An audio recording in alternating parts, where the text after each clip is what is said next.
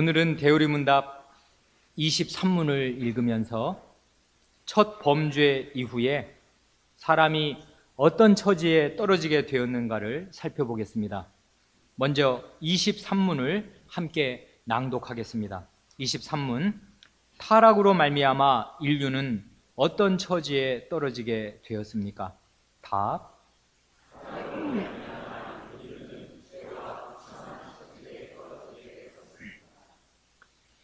오늘도 어린 사람들을 위해서 먼저 두 가지 질문을 할 텐데요. 창세기 3장을 보면은 금하신 열매를 먹은 뒤에 하나님께서 아담과 하와에게 왜 그렇게 하였느냐고 하문하시는 장면이 나옵니다. 질문입니다. 첫째, 아담과 하와의 대답은 올바른 것이었을까요? 아니면 그릇된 것이었을까요? 둘째, 그 대답이 만약 그릇된 것이었다면 그 이유는 무엇일까요? 강서를 잘 들으면 그 대답이 그릇된 것이었는지 올바른 것인지, 만약에 그릇된 것이라면 그 이유는 무엇인지 똑똑히 어린 사람들이라도 알 수 있을 것입니다. 그것을 아는 것이 대단히 중요합니다.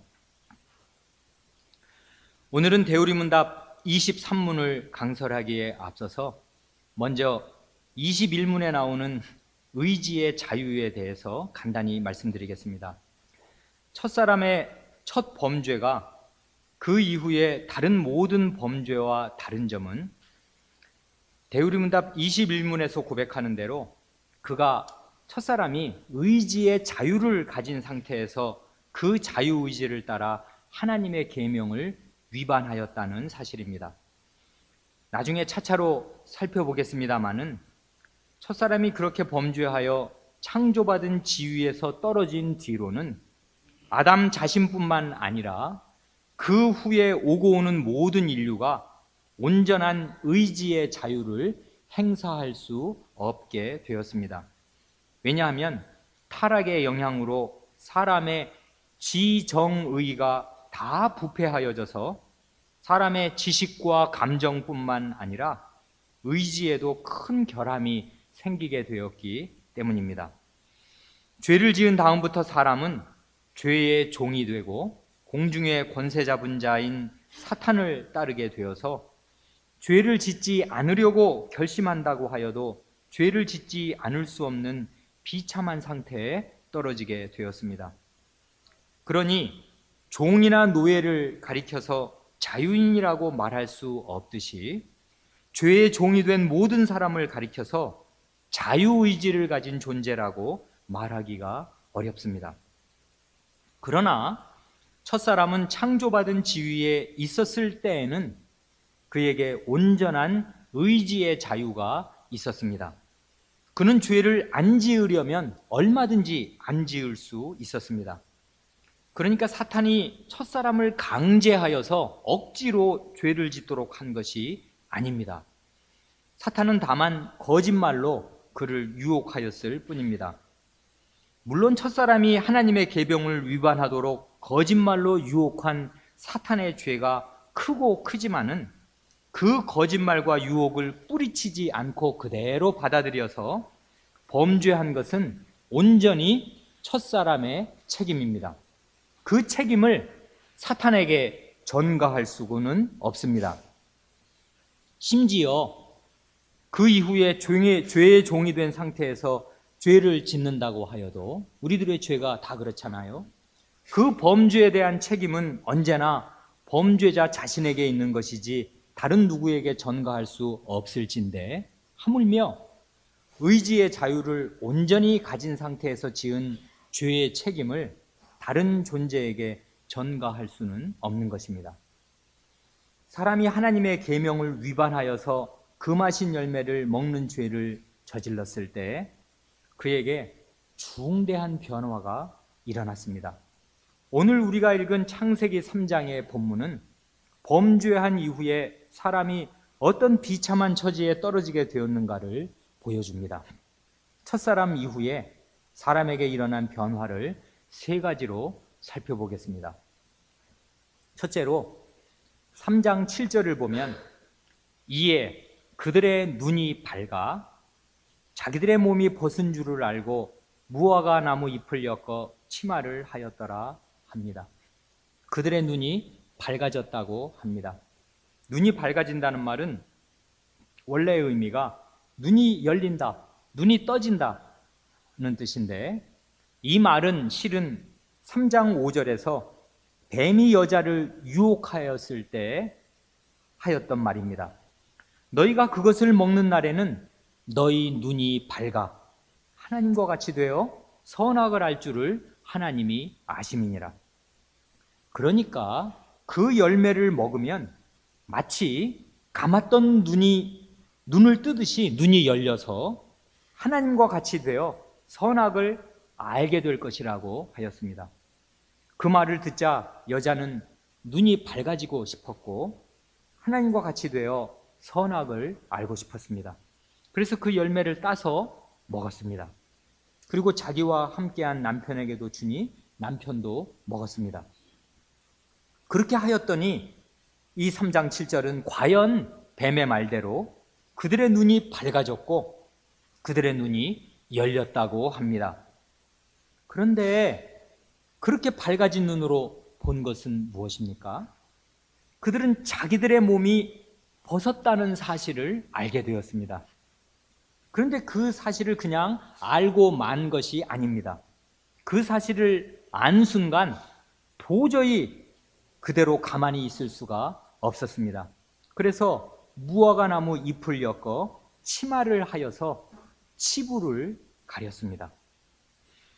성경에 기록된 대로는 이것이 첫 범죄 이후에 제일 먼저 생긴 변화입니다. 이 변화가 뜻하는 것은 무엇입니까? 그들의 눈이 밝아 자기들의 몸이 벗은 줄을 알게 되었다고 하였는데, 그러면 전에는 자기들의 몸이 벗었다는 사실 자체를 전혀 몰랐겠습니까? 혹시 그 전에는 둘 다 장님으로 살아서 자신의 맨몸이나 상대방의 벗은 몸을 보지 못하였겠습니까? 아니면 벗은 몸을 보기는 보았어도 그것이 맨살 그대로의 상태인지 아닌지 분간할 수가 없었겠습니까? 그럴 리가 없습니다. 그렇다면 그 마신 열매를 먹고 난 이후에 생긴 이 변화는 과연 무엇입니까? 그것은 한마디로 자기 자신에 대해서 수치심과 부끄러움을 느끼게 된 것입니다.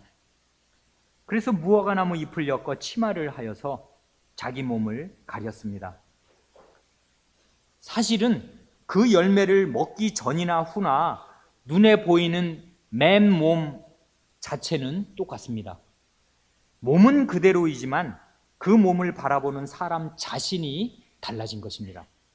전에는 자신의 맨몸이나 상대방의 벗은 몸을 보더라도 아무렇지도 않고 아무런 부끄러움이 없었는데, 이제는 견딜 수 없는 수치심을 느끼게 되었습니다. 자기 몸에 대한 부끄러움이 생겼습니다. 자기 자신에 대한 수치심이 생겼습니다. 자기가 자기를 부끄러워하게 된 것입니다. 이처럼 창세기는 사람이 죄를 짓기 전과 후에 사람의 자의식이 어떻게 정반대로 달라졌는가를 중요하게 기록하고 있습니다. 이것은 과연 중대한 변화입니다. 지금 에덴 동산에는 아담과 하와 두 사람 외에는 다른 사람이 아무도 없습니다. 더구나 두 사람은 부부 사이입니다. 그 둘은 죄도 똑같이 지었습니다. 말하자면 공범 관계입니다. 그런데 각자 자신에 대해서 견딜 수 없는 부끄러움을 느꼈습니다. 그리고 부부 사이인데도 자신의 있는 그대로를 상대방에게 보여줄 수가 없게 되었습니다. 그래서 얼른 무화과 잎을 엮어서 각자 몸을 가렸습니다. 죄는 이렇게 사람의 자의식에 중대한 변화를 일으킵니다. 죄인은 자기 스스로에 대해서 수치심을 느낍니다. 내가 내 몸을 부끄러워합니다. 이런 식으로 죄인의 자아는 분열됩니다. 자기가 자신을 부끄러워하니까 그 정신이 온전할 리가 없습니다. 마음이 편안할 리가 없습니다. 그러므로 모든 죄인은 너나 할 것 없이 정도의 차이는 있을망정 모두 정신분열증을 앓고 있다고 하여도 지나친 말이 아닙니다. 죄인은 쫓아오는 사람이 없어도 마음이 늘 불안합니다. 설령 아무도 그를 해칠 사람이 없이 무인도에 자기 혼자 살고 있다고 하여도 죄인의 마음에는 평안이 없습니다. 악인은 쫓아오는 자가 없어도 도망하나 의인은 사자같이 담대하니라 하신 말씀과 같습니다. 첫 범죄 이후에 생긴 이 자의식의 변화는 사람이 하나님의 형상대로 지음받은 존재라는 사실을 역설적으로 증명합니다. 사실 어떤 나무의 열매를 먹었다고 하여서 그 결과로 사람의 자의식의 변화가 생기고 사람이 자기 자신을 수치스럽게 생각하게 된다는 것은 기이한 일입니다. 그것은 그 나무 열매 속에 어떤 이상한 성분이 들어있어서 그것이 인간의 정신에 악영향을 미쳤기 때문이 아닙니다. 사람의 자의식에 이상이 생기고 자신에 대해서 수치심을 느끼게 된 것은 하나님과의 관계가 깨어진 데에서 온 것입니다. 하나님의 명령을 고의로 위반하여서 하나님과의 관계가 깨어지게 되니까 사람의 자의식에도 금이 가서 자의식이 온전치 못하게 된 것입니다. 왜냐하면 사람은 하나님의 형상대로 지음받은 존재이기 때문입니다. 하나님의 형상에서 하나님이 빠지면 남는 것은 형상, 곧 실체가 빠진 허상, 껍데기일 뿐입니다. 그러니까 그런 상태로는 자기 자신에 대해서 자신감이나 근원적인 만족감을 가질 수 없게 되는 것이고 도리어 자기 자신이 수치스럽고 부끄럽게 생각되는 것입니다. 요컨대 사람은 하나님의 형상대로 지음받은 존재인 까닭에 하나님과의 관계가 깨어지면 자아가 분열되는 것입니다. 로마서 14장 17절을 보면 하나님의 나라는 오직 성신 안에서 의와 평강과 희락이라 합니다.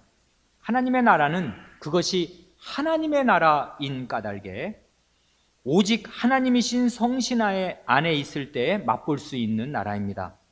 그리고 그 나라의 성격은 의, 평강, 기쁨입니다. 의란 하나님과 바른 관계에 있는 것을 말합니다. 그 결과로 마음에 평안이 있고 기쁨이 있게 됩니다. 하나님 안에 있지 않고 하나님과의 관계가 깨어지면 참다운 평안도 없는 것이고 근원적인 기쁨도 없는 것입니다. 어거스틴 선생이 그의 고백록에서 하나님께서는 저희를 하나님의 영광을 위하여 지으셨사오며 저희의 마음은 하나님 안에서 안식하기까지는 안식하지 못하나이다 하고 말할 때 선생은 이 진리를 고백한 것입니다. 첫사람이 범죄하였을 때 그는 의를 잃어버렸습니다. 즉 하나님과의 바른 관계가 깨졌습니다. 그 결과로 평안과 기쁨이 사라지고 불안과 근심이 마음을 뒤덮었습니다. 하나님과의 관계가 깨어지는 동시에 그의 건강하였던 자의식에도 균열이 생겼습니다. 그 결과 자기 자신에 대해서 수치심을 느끼게 된 것입니다. 이게 3장 7절에서 우리가 살펴볼 수 있는 사실이고요. 둘째로 3장 8절을 보면 그들이 날이 서늘할 때 동산에 거니시는 여호와 하나님의 음성을 듣고 아담과 그 아내가 여호와 하나님의 낯을 피하여 동산 나무 사이에 숨은지라 합니다. 이어서 10절을 보면 아담이 말하기를 내가 동산에서 하나님의 소리를 듣고 내가 벗었으므로 두려워하여 숨었나이다 합니다. 세상에 이 얼마나 슬프고 비극적인 장면입니까? 사람이 하나님의 음성을 들을 때 하나님을 피하여 숨었습니다. 전에는 그렇지 않았습니다. 아담은 일할 때에도 하나님과 함께 있었습니다. 하나님께서 들짐승과 새를 지으신 다음에 그것들을 그에게로 이끌어 오셨을 때 아담은 그것들에게 이름을 주었고 하나님께서 그 모습을 곁에서 지켜보셨습니다. 창세기 1장에서는 하나님께서 창조주로서 친히 만드신 천하 만물에 이름을 지어주시는 권한을 행사하시는데, 그래 1장 5절에서는 낮과 밤이라 이름을 지으시고 8절에서는 하늘이라 하시고 10절에서는 땅과 바다라, 이걸 다 하나님의 이름을, 당신이 주인이시니까 지으시고 난 다음에 이름을 지어주시거든요. 이게 하나님의 왕권의 행사로서 하나님은 왕이시다, 주인이시다 하는 것에 대한 최고의 증명이거든요. 그게 창세기 1장에 나오는데, 이 2장으로 오면은 아담은 하나도 지은 게 없는데 아담이 하나님을 모신 자리에서 들짐승과 새들에게 이름을 지어주는 권한을 행사합니다. 마치 자기가 주인인 것처럼요. 그렇게 아담이 통치권을 행사하면서 능력 있게 일하는 모습을 하나님께서는 흐뭇한 마음으로 곁에서 지켜보십니다. 그리고 하나님께서 여자를 만드신 다음에 아담에게 이끌어 오셨을 때에도 그는 이는 내 뼈 중에 뼈요 살 중에 살이라 하고 기뻐하면서 아내를 취하였고, 이것을 남자 이쉬에게서 취하였은즉 여자 이샤라 하리라 하면서 그녀에게 이름을 이샤라는 이름을 지어주었습니다. 그 혼인 자리에 하나님께서 계시고 벌거벗은 아담과 하와가 있었는데, 그 두 사람은 하나님에 대해서나 서로에 대해서 그리고 자기 자신에 대해서 전혀 부끄러움이 없었습니다. 이렇게 노동과 혼인에서 사람은 하나님과 함께 있었고, 노동과 혼인에 임하는 사람의 의식은 참으로 건강하고 밝았습니다. 하나님의 말씀을 들을 때에도 마찬가지였습니다. 선악을 알게 하는 나무에 관한 금령을 들을 때에도 아담은 정당한 경외심을 가지고 들었으면 들었지 공포에 질리거나 뒤로 물러나서 숨었다는 기록이 없습니다. 또한 두 사람은 생육하고 번성하여 땅에 충만하라, 땅을 정복하라, 모든 생물을 다스리라 하시는 하나님의 말씀도 공포감이 없이 잘 들었습니다. 그러나 죄를 짓고 난 뒤에는 두려운 나머지 눈으로는 하나님의 얼굴을 똑바로 뵐 수가 없었고, 귀로는 하나님의 음성을 편안히 들을 수가 없었습니다. 사람의 눈과 귀가 길을 쓰고 하나님을 피하였습니다. 영생은 곧 유일하신 참 하나님과 그의 보내신 자 예수 그리스도를 아는 것인데, 친밀하게 사귀어서 아는 것인데, 그러니까 한마디로 영생은 하나님과 친밀한 사귐 가운데에 있는 것인데, 죄를 지은 다음에는 하나님이 공포와 두려움의 대상이지 더 이상 친밀한 사귐의 대상이 아니었습니다. 이렇게 하여서 사람은 죄로 말미암아 영생이신 하나님과 벽을 쌓고 단절되었습니다. 이와 같이 죄인은 자기 자신과 불화할 뿐만 아니라 하나님과 불화합니다. 사람은 죄를 지은 다음부터 자기 자신과 사이좋게 지낼 수 있는 길이 막히고 하나님과 사이좋게 지낼 수 있는 길도 막히게 되었습니다. 이렇게 되면 사람은 사실상 모든 것을 잃게 되는 것이고, 모든 것이 뒤죽박죽이 되어서 엉망진창이 되는 것입니다. 셋째로, 아담과 하와는 자기가 지은 죄에 대해서 회개할 줄을 모르고 변명과 책임 회피로 일관하였습니다. 하나님께서 범죄한 사람을 찾아오셨습니다. 그리고 먼저 아담에게 물으셨습니다. 창세기 3장 11절입니다. 누가 너의 버섯음을 내게 고하였느냐? 내가 너더러 먹지 말라 명한 그 나무 실과를 내가 먹었느냐? 그러자 아담이 대답하기를, 하나님이 주셔서 나와 함께하게 하신 여자 그가 그 나무 실과를 내게 주므로 내가 먹었나이다 합니다. 내가 먹었느냐 하고 하문하시는 데에 대해서 자기가 먹은 사실 자체를 부인할 수는 없으니까 내가 먹었나이다 하고 대답합니다. 아담이 딱 그렇게만 말씀드려서 사실대로 이실짓고 한 뒤에 하나님께 회개하는 태도를 취하였더라면 참 좋았을 것입니다. 그러나 아담은 그렇게만 대답한 것이 아닙니다. 먼저 아담은 여자가 주었기 때문에 내가 먹었다고 대답합니다. 그러니까 여자가 안 주었으면 내가 안 먹었을 텐데 여자가 주었기 때문에 먹었다는 투입니다. 이런 식으로 자기의 책임을 아내에게 전가합니다. 하나님께서 먹지 말라고 분명히 말씀하셨는데 그 말씀은 무시하여 버리고 아내가 주면 아내가 준다고 그냥 먹으면 되는 것입니까?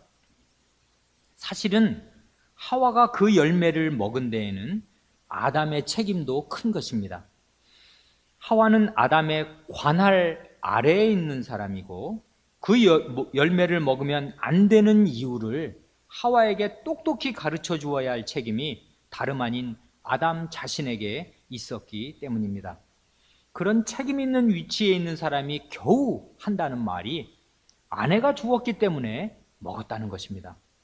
이것이 죄인의 비열한 변명이요 책임 회피입니다. 아담의 비열한 상태는 자신의 책임을 아내에게 전가하는 데에서 그치지 않습니다. 그는 자기의 아내를 가리켜 하나님이 주셔서 나와 함께하게 하신 여자라고 합니다. 그러니까 하나님이 그 여자를 내게 안 주셨으면 내가 안 먹었을 텐데 하나님께서 그 여자를 내게 주셨기 때문에 먹었다는 투입니다. 결국 아담은 자기 죄의 책임을 하나님께 전가하고 있는 것입니다. 하나님의 계명을 명백히 위반한 자신의 죄를 인정하는 대신에 도리어 이렇게 하나님을 원망합니다. 이러한 아담의 모습을 보면 앞에서 살펴본 대로 하나님과의 관계가 깨어지고 자아가 분열된 죄인의 모습이 그대로 나타납니다. 죄인의 마음은 불안하고 두려움이 가득하기 때문에 자신의 책임을 순순히 인정하는 대신에 구차하고 비열한 변명을 하고 나 이외의 다른 존재에게 자신의 책임을 전가하고 그렇게 함으로써 어떻게든지 자신의 책임을 회피하려고 합니다. 아담의 대답 가운데 주었다는 말이 2번 나옵니다. 하나님께서는 그 여자를 내게 주셨고 그 여자는 그 열매를 내게 주었다고 합니다. 준 존재들이 문제이고 나는 그저 수동적으로 받았을 뿐이라는 식입니다. 이렇게 죄인은 시각이 왜곡되고 마음이 비뚤어져서 문제의 원인을 자기가 저지른 죄에서 찾지 않고 자기를 둘러싼 외부 환경에서 찾는 것입니다. 이것은 그때로부터 오늘에 이르기까지 남녀노소를 불문하고 모든 죄인에게 공통적으로 나타나는 현상입니다. 죄인은 자기의 잘못을 인정하는 대신에 다른 사람의 탓을 하고 환경 탓을 합니다. 심지어 하나님을 원망합니다.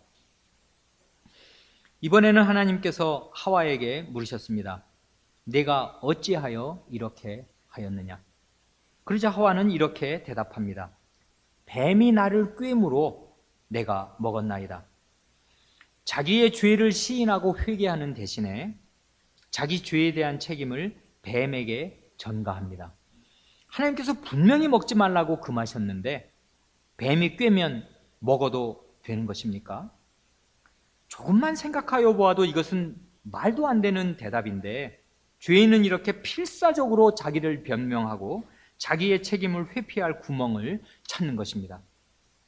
죄인은 이렇게 책임 회피의 구멍을 찾는 데에 선수입니다.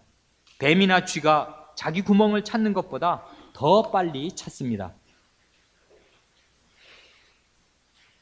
아담과 하와가 범죄한 뒤에 하나님께서 그 2사람을 찾아오셔서 각각 하문하신 이유는 그들이 어떻게 하여서 그런 죄를 저질렀는가를 하나님께서 모르시기 때문이 아니고 실은 그들에게 회개할 기회를 주신 것입니다.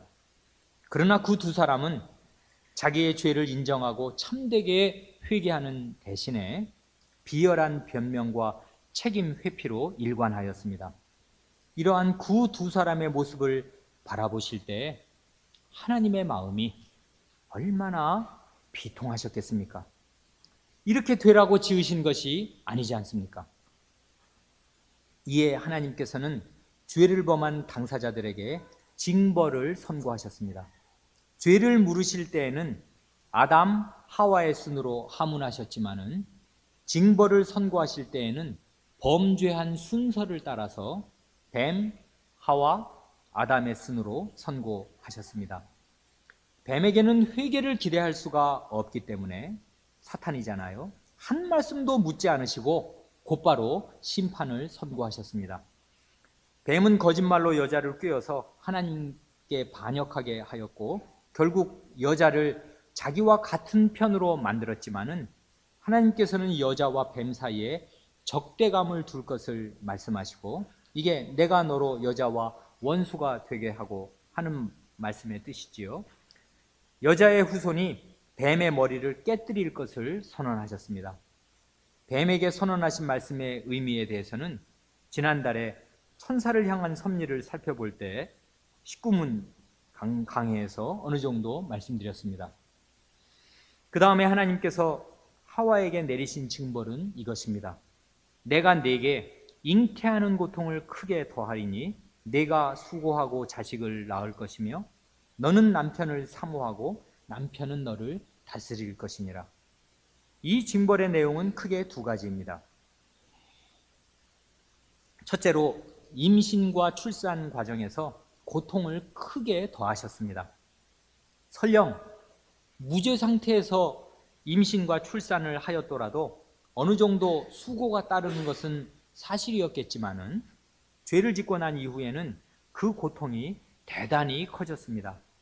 아닌 게 아니라 짐승들이 비교적 쉽게 새끼를 낳는 것과 비교하여 보더라도 사람이 겪는 출산의 큰 고통은 유별난 데가 있습니다. 요즘처럼 의학이 발달하지 않았던 과거에는 출산 과정에서 산모가 목숨을 잃는 일들도 있었습니다. 그러므로 이 세상의 모든 어머니들은 해산의 고통을 몸서리 나도록 겪으면서 자신이 하와의 딸이라는 사실과 그러므로 아담과 하와의 죄에 대해서 연대 책임을 지고 있다는 사실과 그 죄에 대한 하나님의 징벌이 엄중한 것이라는 사실을 몸으로 생생하게 깨닫게 됩니다. 둘째로 하나님께서는 하와에게 너는 남편을 사모하고 남편은 너를 다스릴 것이니라 하셨습니다.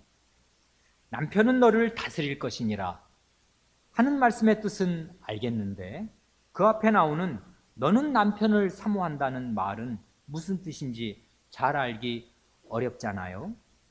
원문을 직역하면 너의 소원이, 너의 바램이 내 남편을 향한다 하는 뜻인데 이 역시 이해하기가 쉽지가 않습니다.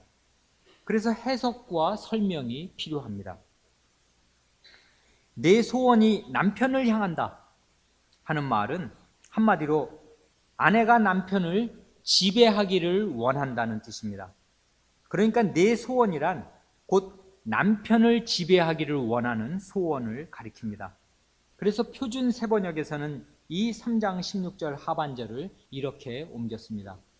내가 남편을 지배하려고 해도 남편이 너를 다스릴 것이다. 로마교에서 쓰는 공동번역 성경은 이렇게 옮겼습니다. 남편을 마음대로 주무르고 싶겠지만은 도리어 남편의 손아귀에 들리라. 이 말씀을 좀 더 잘 이해하기 위하여서는 첫 범죄의 과정을 다시금 생각하여 볼 필요가 있습니다. 금하신 열매를 따서 먹는 일은 사람의 목숨이 걸려있는 큰일이었을 뿐만 아니라 아담과 하와의 가정에 모든 것이 달려있는 중대사였고 더 나아가서는 온 인류의 운명이 걸려있는 중차대한 일이었습니다. 그러나 하와는 뱀의 유혹을 받았을 때 이토록 중요한 문제를 남편에게 한마디도 묻지 않고 자기 스스로 결정하였을 뿐만 아니라 그 열매를 남편에게 주어서 그도 먹게 하였습니다. 그러니까 첫 범죄에서 그 가정의 실질적인 가장은 말하자면 하와였습니다. 무죄 상태에서 처음으로 하나님의 계명을 위반하는 그 결정적인 죄를 지을 때 아내가 그 범죄를 주도하였고 남편은 아내의 뒤를 졸졸 따라갔습니다. 두 사람 다 제 위치에 있지 않았습니다. 그러니까 그 중대한 첫 범죄가 일어나기 전에 이미 아담의 가정은 남편과 아내의 질서가 뒤바뀌어 있었던 것입니다. 아마도 아내가 남편을 자기 손아귀에 쥐고 쥐락펴락하고 있었던 것 같습니다. 남편은 무슨 일이든지 아내가 하자는 대로 해온 것 같습니다. 이것은 하나님께서 정하신 창조의 질서에서 벗어나는 일이었습니다. 그래서 훗날 바울 사도는 이 일을 생각하면서 주님의 교회를 이렇게 지도합니다. 디모데전서 2장 11절로 14절입니다. 여자는 1절 순종함으로 조용히 배우라. 여자의 가르치는 것과 남자를 주관하는 것을 허락지 아니하노니 오직 조용할지니라. 그 이유는 아담이 먼저 지음을 받고 이와가 하와가 그 후며 아담이 꾀임을 보지 아니하고 여자가 꾀임을 보아 죄에 빠졌음이니라. 사도는 교회에 명령하기를 아내가 남편을 가르치거나 주관하여서는 안 되고 남편에게 순종하면서 조용히 남편에게 배워야 한다고 합니다. 그렇게 하여야 할 근거를 사도는 두 가지로 제시합니다. 먼저 2장 13절에서는 창조의 순서를 이야기하고 누가 먼저 지음받았는가. 둘째, 그 다음 절 14절에서는 타락의 순서를 이야기합니다. 누가 먼저 타락하였는가. 아담이 먼저 지음을 받았다는 창조의 순서는 무의미한 것이 아니고 우연히 그렇게 된 것이 아닙니다. 왜냐하면 하나님께서 남편을 아내의 머리로 세우시기 위해서 아담을 먼저 지으신 것이 분명하기 때문입니다. 먼저 지음을 받은 아담이 아내의 이름을 지어주는 사실에서 남편의 지배권이 분명히 드러납니다. 타락 이전에는 아까 읽은 23절에서 남자에게서 나왔으니 여자라 하리라, 이슈에게서 나왔으니 이슈라 하리라 하고 여자라고 이름을 지어주고, 타락 이후에 3장 20절에서는 다시 하와 산자의 어미라고 이름을 2번 지어주거든요. 타락 이후에도 남편의 지배권이 달라진 것이 아닙니다. 이렇게 하나님께서 남자를 먼저 지으신 창조의 순서가 중요할 뿐만 아니라 고린도전서 11장 8, 9절을 따르면 창조의 방식도 중요합니다. 즉 첫 두 사람은 남자가 여자에게서 난 것이 아니요 여자가 남자에게서 나도록 하셨습니다. 곧 남자의 몸에서 여자가 나오게 하셨습니다. 그 반대가 아닙니다. 남자의 갈비뼈로 여자를 지으셨습니다. 이러한 창조의 순서와 창조의 방식이 가르치는 분명한 사실은 하나님께서 아담을 하와의 머리로 세우셨다는 사실입니다. 그러나 하와는 하나님께서 세우신 이 창조의 질서를 무시하였습니다. 아담도 이 창조의 질서대로 살지 않은 점에서는 매한가지입니다. 그리고 그렇게 창조 질서를 무시한 사실이 여자가 뱀의 유혹을 받았을 때 앞장서서 범죄한 일에서 결정적으로 드러났습니다. 그래서 사도는 디모데전서 아까 읽은 2장 13, 14절에서 하와의 범죄가 창조 질서를 위배한 것과 무관하지 않다는 사실을 지적한 것입니다. 그렇기 때문에 그 두 구절에서 디모데전서 2장 13, 14절에서 창조의 순서와 타락의 순서를 나란히 묶어서 이야기한 것입니다. 요컨대 첫 범죄는 창조의 질서가, 남녀의 질서가 뒤집어진 것과 밀접한 관계가 있다는 것입니다. 그런데 문제는 타락 이후에도 아내가 계속 남편을 지배하려는 욕구를 가지고 있다는 것입니다. 하나님께서는 하와에게 징벌을 내리실 때 이 사실을 언급하십니다. 아내는 남편을 머리로 존중하고 그의 뜻을 순종하려고 하는 대신에 어떤 식으로든지 남편을 자기 손안에 두고 자기 뜻대로 조종하려고 합니다. 남편을 조종하기 위한 아내의 무기는 다양합니다. 미모나 성적인 매력이나 말주변이나, 여자들은 되게 말을 잘하잖아요, 남편보다. 눈물이나, 울면 또 남자들이 힘을 못 쓰잖아요. 자기가 낳은 자식 등 어떤 것이라도 다 이용합니다. 그러나 남편을 지배하려는 아내의 뜻대로 되지는 못할 것입니다. 결국은 남편이 아내를 지배할 것이기 때문입니다. 너는 남편을 사모하고 남편은 너를 다스릴 것이니라 하신 말씀은 그런 뜻입니다. 하지만은 이미 타락한 이후이기 때문에 남편의 지배는 너무나 많은 경우에 정당한 방식으로 이루어지는 것이 아니라 지나치게 권위주의적이고 폭력적인 방식으로 이루어집니다. 첫사람의 타락 이래로 인류의 역사는 아내들에게 가해진 남편들의 폭력적인 지배로 얼룩져 있습니다. 그래서 여성들이 참다 못해서 반기를 들고 일어난 것이 현대의 여권운동이고 최근의 여성학입니다. 그것은 남편들의 부당하고 폭력적인 지배의 폐해를 고발한다는 점에서 그 속에 귀담아 들어야 할 내용도 없지 않을 것입니다. 그러나 여권운동과 여성학의 큰 문제는 반대편 극단으로 치우친 나머지 하나님께서 세우신 선한 창조 질서 자체를 거부한다는 것입니다. 그렇게 함으로써 그들은 하나님의 창조 질서를 무시하다가 첫 범죄에 앞장서게 된 하와의 전철을 그대로 밟고 있는 것입니다. 그러니까 그런 식으로는 결코 문제가 해결될 수 없는 것이고 오히려 더 복잡하게 꼬일 뿐입니다. 그러므로 여성 신자는 임신과 출산의 고통이나 남편의 폭력적인 지배를 직간접으로 경험할 때 죄에 대한 하나님의 진노가 얼마나 두렵고 생생한 것인가를 깨닫고 마음을 낮추어야 합니다. 하와 때문에 애꿎은 내가 혹은 애꿎은 우리 여자들이 이 고생을 한다고 생각한다면 아직도 자기의 죄가 무엇인지를 모르는 것이고, 뱀이 나를 꿰물어 내가 먹었나이다 하고 뱀에게 책임을 전가하였던 하와의 무책임하고 어리석은 상태에 여전히 머물러 있는 것입니다. 그러면 그 어머니의 그 딸이 되고 마는 것입니다.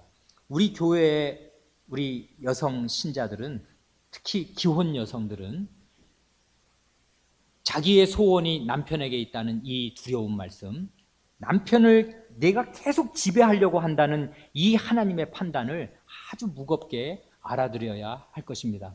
결혼하신 분들 자기 마음을 잘 살펴보시기 바랍니다. 내가 얼마나 남편에 대한 지배욕이 있는가.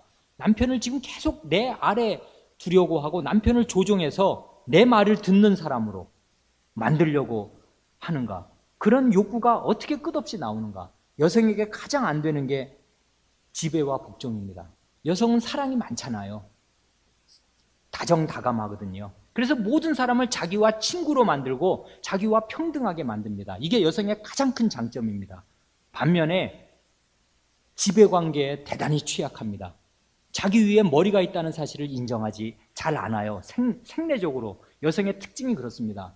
여성은 부드럽고 감싸서 자기와 다 동등한 사람, 친밀한 사람으로 같은 급으로 늘 만드는데 굉장한 장점이 있는 반면에 위아래가 있다는 사실을 마음으로 인정하는 일이 대단히 어렵습니다.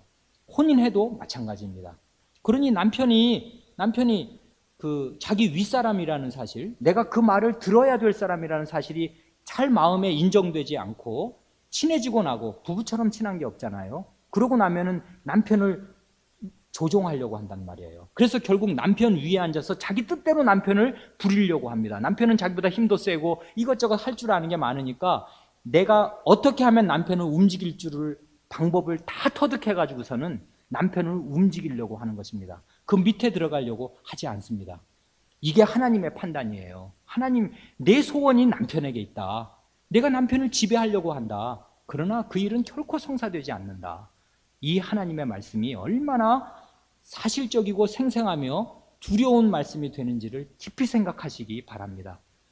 위아래가 있다는 사실, 그것을 내 본성이 계속 거역하는데 그걸 인정하지 않는 한 구원은 없는 것입니다.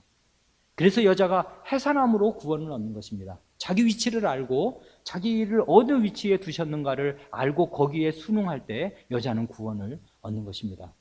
그렇게 안 하면 가정에서, 믿는 사람의 가정에서 결코 평화가 없을 것입니다. 이게 하나님의 말씀이기 때문에 그렇습니다. 그러니까 이 말씀이 가벼운 말씀이 아닙니다. 이 타락하고 그 징벌의 해산의 고통과 바로 이 얘기밖에 없잖아요. 남편과 아내의 관계에서 그 소원이 어디에 있는가, 내가 지금 뭘 원하고 있냐, 하나님이 그걸 딱 지적하신 거거든요. 그리고 이미 타락 전에 그렇게 된 것이고요. 마음 자세가. 그 점을 앞으로도 평생 사시면서 기혼 여성들은 깊이 생각하시고, 미혼 여성들은 이제 아직은 잘 모를 텐데 혼인하고 나면은 자기 속에 무엇이 있는가를 점점 더, 남자나 여자나 더 잘 알게 될 것입니다.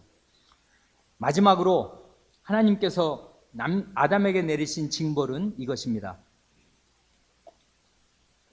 창세기 3장 17절로 19절입니다.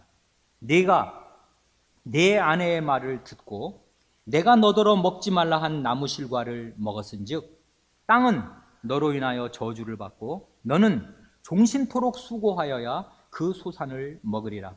땅이 내게 가시덤불과 엉겅퀴를 낼 것이라. 너의 먹을 것은 밭의 채소인즉 내가 얼굴에 땀이 흘러야 식물, 음식을 먹고 필경은 흙으로 돌아가리니 그 속에서 내가 취함을 입었음이라. 너는 흙이니 흙으로 돌아갈 것입니다. 이 말씀에서 우선 놀라게 되는 사실은 아담의 범죄의 결과가 자기 자신이나 인류만으로 국한되는 것이 아니라 온 땅에 미쳤다는 사실입니다. 아담의 범죄 때문에 땅이 저주를 받고 가시덤불과 엉겅퀴를 냅니다. 이 사실은 아담이 원래 얼마나 높은 위치에 있었는가를 역설적으로 보여줍니다. 아담이 어떻게 하는가를 따라서 자연이 영향을 받을 만큼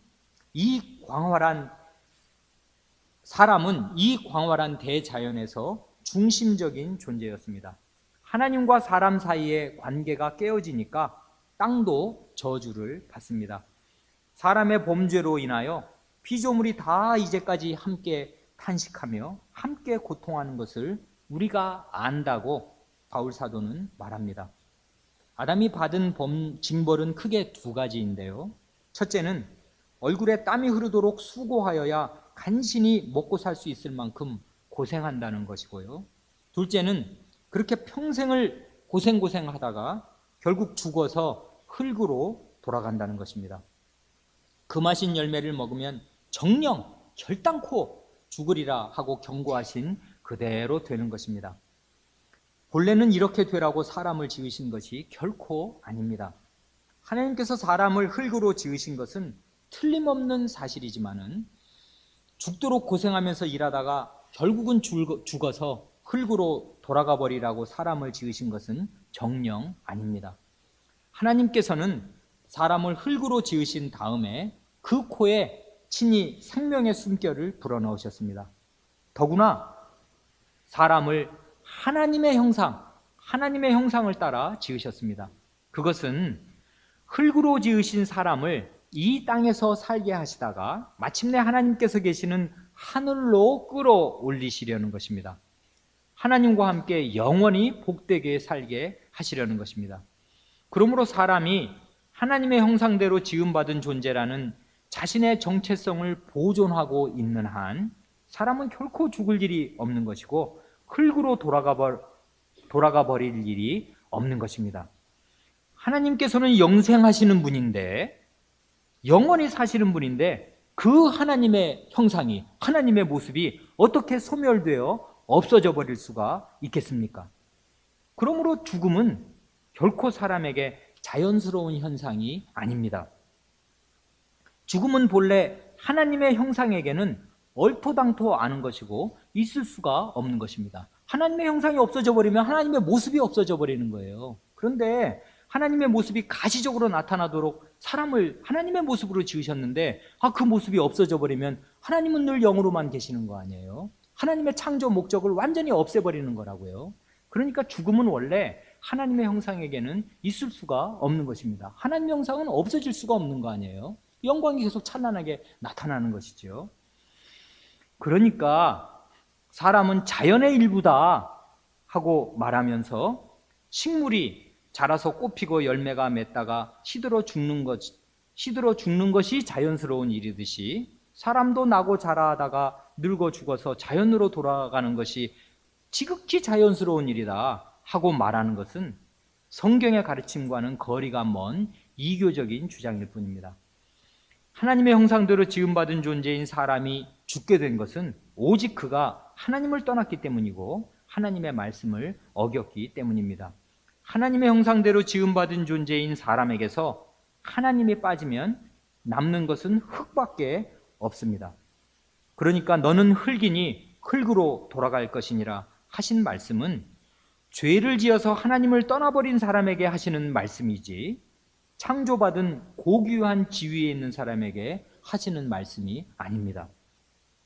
아담은 이제 더 이상 에덴 동산에서 살 수 없게 되었습니다. 이제 아담은 먹을 것을 얻기 위해서 굳이 땀 흘리지 않아도 보기 아름답고 먹기에 좋은 모든 나무가 있었던 낙원에서 쫓겨나서 죽도록 힘써서 땅을 갈지 않으면 먹고 살 수가 없게 되었습니다. 그러다가 결국에는 흙으로 돌아갈 수밖에 없게 되었습니다. 여호와의 동산에서 쫓겨남으로써 생명나무의 열매를 먹을 수 있는 길도 끊어졌습니다. 영원한 생명을 얻을 수 있는 길이 막힌 것입니다. 이제는 하나님과 친밀한 대화를 나눌 수 있는 길도 사라졌습니다. 그러니까 범죄한 이후의 아담과 하와의 삶은 살아도 산 것이 아니었습니다. 그들의 삶이란 천천히 죽어가는 과정일 뿐이었습니다. 그런 의미에서 죄인의 삶은 삶이 아니라 차라리 계속되는 죽음일 뿐입니다. 과연 아담은 930세까지 사는 동안에 계속되는 죽음을 끊임없이 맛보았을 것입니다. 죄와 죽음이 어떻게 무시무시하게 세력을 확산하여 가면서 자기들의 인생과 이 세상 위에 왕노릇하는가를, 원래는 자기가 왕이었는데 이제는 죄와 죽음이 왕이구나 하는 사실을 뼈저리게 맛보지 않을 수가 없었을 것입니다. 아담과 하와는 자기들이 낳은 두 아들 사이에 일어난 그 끔찍한 참변을 겪었습니다. 그런 삶을 삶이라고 말할 수 없을 것입니다. 모든 죄인의 삶이 마찬가지입니다. 이것이 대의문답 23문에서 고백하는 바 타락으로 말미암아 인류가 떨어지게 된 죄와 비참한 처지입니다. 다 같이 23문을 낭독하고 마치겠습니다. 23문. 타락으로 말미암아 인류는 어떤 처지에 떨어지게 되었습니까? 답.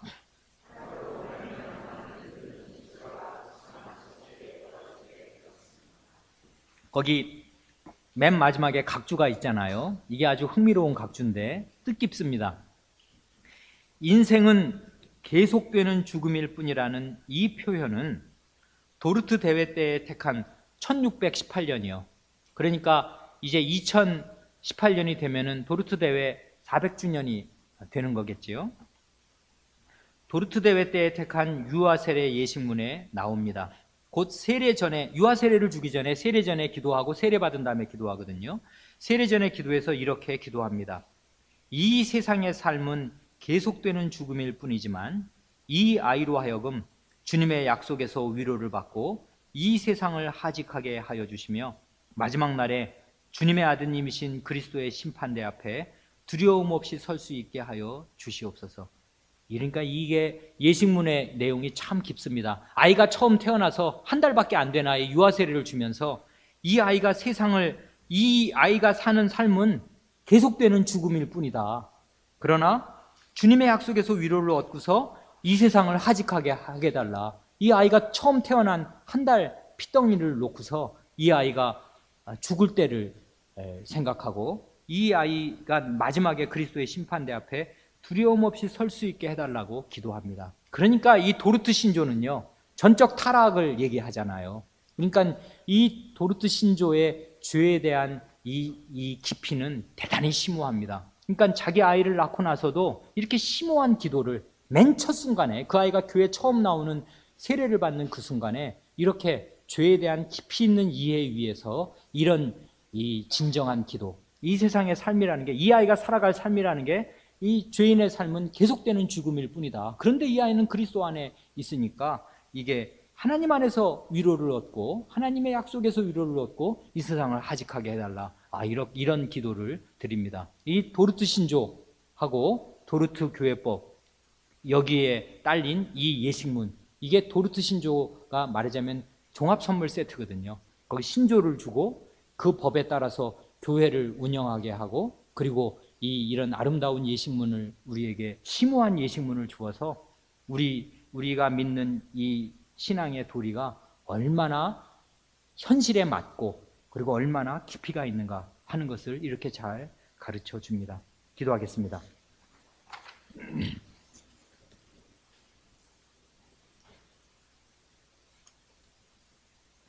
거룩하신 아버님, 오늘 저희의 아비와 어미인 아담과 하와가 범죄하여 타락하였을 때 어떤 비참한 처지에 떨어지게 되었으며, 거룩하신 하나님께서 그들에게 어떤 징벌을 내리셨는가를 잠시 살펴보았사옵니다. 주님, 저희에게 지혜의 마음을 주셔서 죄가 무엇이며 죄가 얼마나 두렵고 비참한 결과를 초래하는가를 뼛속 깊이 깨닫게 하여 주시기를 구하옵니다. 그리하여 하나님의 말씀을 거슬러 죄를 짓는 것을 죽는 것처럼 무서워하여 피하게 하여 주시고, 악은 모든 모양이라도 버리게 하여 주시며, 주님의 모든 말씀에 힘써 순종하면서 살게 하여 주시기를 간구하옵니다. 자기의 허물을 능히 깨달을 자가 누구이겠사옵니까?